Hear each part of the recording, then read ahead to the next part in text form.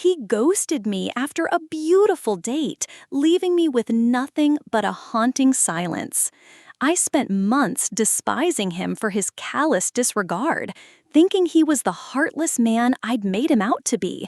Little did I know, the truth would be revealed in the most unexpected way, a revelation that would turn my anger into understanding. But hear this, the story of a broken heart isn't about him. It's about finding peace and resolve after the cruelest of rejections. It was a night that Silgi knew she would carry with her always, a precious memory meticulously crafted from a blend of soft light, melodic jazz, and the magnetic pull between two people. The intimate jazz bar, a hidden gem tucked away in a quiet corner of Seoul, felt like their own private world. The dim glow of the stage lights danced across Jimin's face, highlighting the genuine warmth in his eyes and the charming curve of his smile. It was a smile that seemed to reach every part of him, a smile that captivated her from the moment they met at their friend's art gallery. Their first encounter had been a whirlwind of unexpected synchronicity. They'd stood before a canvas, a chaotic explosion of color, and found themselves discussing the same minute detail, a tiny brushstroke that no one else seemed to notice. That initial spark had ignited a conversation that flowed effortlessly, a natural exchange of ideas and passions that lasted for hours, bypassing the awkward pleasantries of a first meeting. Now, on their date, that effortless connection deepened. Jimin, a man of quiet observation and profound creativity, spoke with an infectious enthusiasm about his passion for street photography. He pulled out his phone, its screen lighting up with a gallery of stunning, candid shots. There was an elderly couple laughing on a park bench, their faces etched with a lifetime of shared stories. A child captivated by a street musician, a look of pure wonder on his face. Each photograph was a window into the soul of Seoul, captured with a deep sense of empathy and artistry. He didn't just see the city, he felt it. Silgi, in turn, felt a rare sense of comfort and freedom to share her own world. Her voice was full of a quiet joy as she spoke of her love for vintage literature, the unique scent of aging paper, and the thrilling discovery of a forgotten treasure in a dusty old bookstore. She described the feeling of holding a book that had passed through countless hands, each one leaving a silent, invisible mark on its pages. He listened intently, his head slightly tilted, as if trying to absorb every word she said. The way he looked at her made her feel seen, truly and completely. The evening was a series of small, perfect moments. Their hands brushed as he reached for a glass of water, and a pleasant shiver ran down her arm. The shared laughter over a particularly witty observation, the comfortable silences, filled only by the smooth sounds of the saxophone and the unspoken understanding passing between them. It felt as if they were dancing a silent waltz, perfectly in step with one another. When the night drew to a close, he insisted on walking her home. The air, still damp from an earlier rain, was filled with a sense of hopeful anticipation. As they stood at her doorstep, the city lights blurred into a warm, inviting halo around them. His final words, soft but firm, echoed with sincere promise. "I had the best time, Silgi.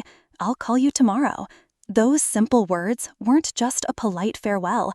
They were a continuation, a bridge to a future she was already eagerly anticipating.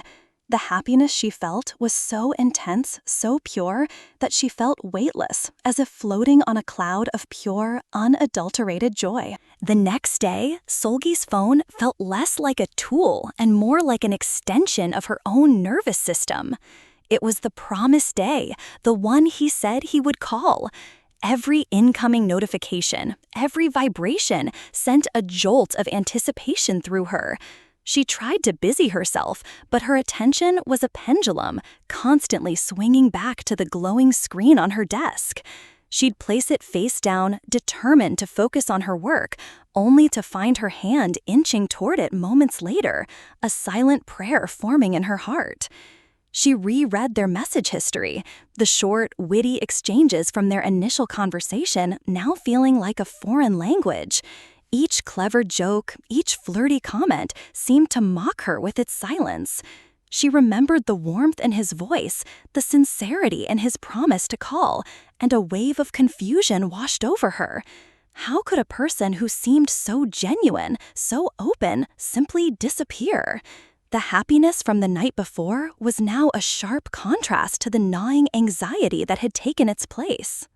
Days bled into a week. Her rational mind, ever the optimist, began creating elaborate narratives to explain his silence. Maybe he was on a last-minute business trip. Maybe he had lost his phone. Maybe he was just busy, so overwhelmed with work that he simply forgot. She sent a carefully crafted text, not wanting to sound desperate, but hoping to elicit some sort of response. "Hope you're having a good week." It was light, casual, and gave him an easy out. But her message hung in the digital void, a single blue checkmark, the only proof that it had been seen. No reply. The silence was deafening. As another week passed, the fragile shell of her hope finally cracked. It wasn't a dramatic, explosive collapse, but a slow, painful erosion. The disbelief gave way to a cold, sinking feeling of disappointment. The stories she had told herself, of accidents, of emergencies, began to feel less like possibilities and more like pathetic attempts at self-delusion. The truth, ugly and undeniable, began to set in. He had ghosted her. The man who had looked at her with such interest, who had shared his passions with such vulnerability, had simply vanished. It was a rejection without explanation, a wound without a proper goodbye. The memory of their perfect date, once so beautiful and full of promise, was now tainted. It felt less like a cherished moment and more like an empty space where something precious used to be, a void left by a beautiful lie. Months had passed since that unsettling silence had descended, and Solgi's initial disappointment had hardened into a quiet, profound pain. It was a pain that didn't scream, but rather settled deep within her, a dull ache that she had learned to live with. She had tried everything to numb it, burying herself in her work, staying late at the office, and filling her weekends with new hobbies. She started taking pottery classes, molding clay with her hands, a tactile attempt to shape her emotions into something solid and real. She ran in the park until her lungs burned, trying to outrun the ghost of a memory. But no matter what she did, the sting of unexplained rejection lingered, a constant reminder of a beautiful moment that had turned into a bitter lesson. One rainy afternoon, the kind of dreary, gray day that Seoul so often produced, she found herself seeking refuge in a small, cozy cafe near her office. The rain was drumming a steady, melancholic rhythm against the window panes. She ordered a warm cup of barley tea, its earthy aroma a comforting balm against the chill outside and the cold feeling in her heart. She was sipping her tea, lost in thought, when a sudden, familiar silhouette caught her eye. Her heart, which she thought had long since healed, did a strange, violent flip-flop in her chest. She almost didn't believe it. It was him, Jimin. He was sitting just a few tables away, his back to her, but there was no mistaking the shape of his shoulders, the easy way he held his head. A rush of adrenaline, a chaotic mix of shock and disbelief surged through her veins. He was laughing, a sound that was at once melodic and foreign to her now. He looked completely at ease, as if the past months of silence had never happened. He was holding his phone, its screen glowing in his hands. A new wave of emotions, sharp and overwhelming, crashed over her. The dull ache of pain was instantly replaced by a searing mix of anger and sorrow. How could he look so happy, so carefree? He had vanished from her life without a single word, leaving her to navigate the rubble of what she thought was a nascent connection. A part of her wanted to storm over there, to demand an explanation, to unleash the torrent of questions that had haunted her for months. But another part of her, a more practical, fearful part, told her to simply leave, to protect herself from any further hurt. Just as she was gathering her things, ready to make a quiet escape, she noticed the person sitting across from him. It wasn't a friend or a colleague. It was a young girl, no older than 6 or 7, with bright, inquisitive eyes that held a mirror to his own. The girl was chattering animatedly, her face alight with excitement. He leaned over, a warm, gentle smile gracing his lips, and showed her something on his phone. The moment was so tender, so pure, that it stopped Seulgi in her tracks. And then, from the speaker of his phone, a faint but distinct sound cut through the noise of the cafe. A child's voice full of love and longing. "Daddy, I miss you." The voice on the phone wasn't a call, but the caption of a video of a little boy with a wide, toothy grin, his eyes crinkling with mischief. Seulgi watched, her heart a tangled mess of confusion and curiosity, as Jimin reached across the table to gently adjust the scarf of the young girl opposite him. The gesture was so tender, so paternal, that it instantly shattered her previous assumptions. This wasn't a date, it was a father spending time with his daughter, and the man she had been so angry with was a parent, navigating a world far more complex than she had ever imagined. As she discreetly listened in on their conversation, the details filled in the empty spaces in her mind. The girl's name was Minji. She was asking her father about the boy in the video, her younger brother, who was with his grandparents. Jimin spoke with a soft, reassuring voice, promising they would all go to the park together soon. The playful back and forth between father and daughter was a powerful moment of realization for Seulgi. The man she had painted as a callous villain was simply a father, doing his best to care for his children.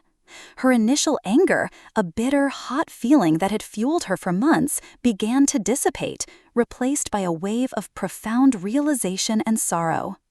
Jimin wasn't just a man who had ghosted her, he was a single father, a protector, and a caregiver. The fragments of their date, once so perfect and now so painful, began to reassemble themselves into a new, more sympathetic picture. She remembered his passion for street photography, the way he spoke about finding beauty in the chaos of life. It wasn't just an artistic pursuit, it was a way for him to find joy in the mundane, to capture fleeting moments of happiness for his children. He showed Minji the world through his lens, a beautiful way to bond with her and share the things he loved. He had vanished because he was dealing with the immense responsibility of being a parent. A single father's life, with its juggling of work, childcare, and personal time, was probably a tightrope walk she couldn't begin to comprehend. There was likely no time for new relationships, no emotional space to build a new connection. His silence wasn't a deliberate act of cruelty, but a silent, difficult choice born of his circumstances. The pain of rejection she had carried for so long now felt different, more nuanced. It wasn't about her being not good enough, it was about his life being too full, too complicated to make room for her. The emotional kaleidoscope in her mind settled on a single, clear image, a man who had been caught between his past and his present, between his responsibilities and his desires. And in that clarity, she found a strange kind of empathy. He wasn't a bad person, he was just a person, trying to do his best. The mystery of the ghosting was solved, not with an apology, but with a glimpse into the quiet, complex reality of his life. Seulgi's first instinct, a primal urge fueled by months of pain and pride, was to run, to disappear from the cafe before Jimin could turn around and see the heartbroken woman he had left behind. She wanted to preserve the dignity she had so carefully rebuilt, to avoid the awkwardness, the pity, the potential for yet another moment of misunderstanding. She clutched her cup of barley tea, her knuckles white, her body tense and ready for flight. But as she watched him, her eyes fixed on the pure, unfiltered joy in his interaction with his daughter, Minji, a powerful change began to unfold within her. He was leaning forward, his face animated with playful exasperation, as Minji giggled at a silly story he was telling. It wasn't the picture-perfect, romantic ideal she had envisioned on their date. It was something far more real and far more meaningful. It was a man, a father, living his life with grace and love in the face of an invisible struggle. The story she had meticulously constructed in her mind over the past few months, a tale of a heartless man and a heartbroken woman, crumbled. It was a simple narrative, easy to cling to and to feel sorry for herself in. But the truth, the real story, was far more complicated, nuanced, and human. And in the very act of witnessing this complexity, Selgi found a strange, quiet kind of peace. The mystery of the ghosting wasn't solved with a dramatic confrontation or an eloquent apology. It was solved with a simple, observed truth. His silence was born of his life, not of her lack of worth. She set her cup down, the crushing weight of her disappointment and anger finally lifting. It was replaced by a sense of calm acceptance and a new kind of clarity. She didn't need an apology from him because she now understood the reasons he couldn't give one. She didn't need an explanation because she had just witnessed the reality that made one unnecessary. Seeing him with his daughter, seeing the beautiful life he was building despite his challenges, was all the closure she needed. It was an answer more honest and profound than any words he could have offered. With her shoulders squared and her head held high, Selgi gathered her things. She walked out of the cafe, not in defeat, but in quiet triumph. The rain was still falling, but it no longer felt cold and melancholic. It felt cleansing. She realized, with a small, genuine smile on her face, that her life wasn't defined by a single ghosted date or a painful memory. It was defined by how she chose to move forward, how she chose to heal, and how she chose to see the world. She walked into the rain, finally ready to let go of the past and embrace a future that was her own, shaped by her strength and her own story.